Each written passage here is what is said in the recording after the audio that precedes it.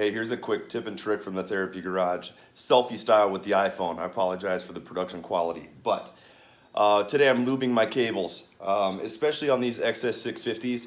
The clutch pull is just notoriously stiff. You'll see some guys did a hydraulic, they make a hydraulic upgrade where you can put a little master cylinder, slave cylinder, and do a hydraulic clutch setup.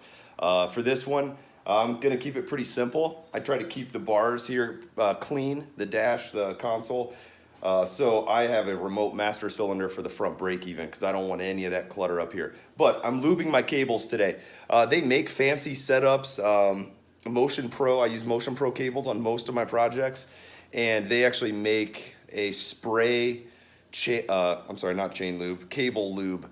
But I've learned reading the service manuals and other online forums, it's just not heavy enough, it's too light. So I'm using some 10W30, just a cheap CarQuest brand motor oil, not a wet clutch motorcycle oil, just a conventional 10W30.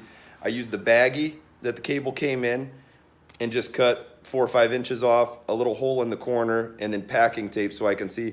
I've got a little dribble coming out here. You'll get some of that. But then I go on the other side of the bike by the crankcase and just wiggle, wiggle, wiggle, wiggle, wiggle.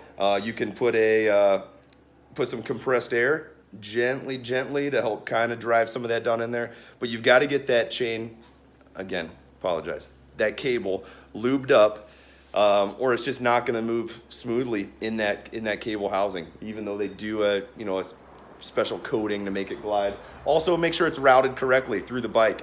You've got it zigzagging all through the chassis with a bunch of turns and kinks and bends. Every one of those is going to rub. All of that adds up. Finally, I'll mention the worm drive on the actual clutch mechanism down on the left side of the bike in that case, in that adjustment. You need to make sure you lube that up too, and then you'll have a nice, easy, relatively easy clutch pull. If you compare it to modern bikes or even a Honda, it's still going to seem a little bit stiff, but that's my trick for the day. Good luck.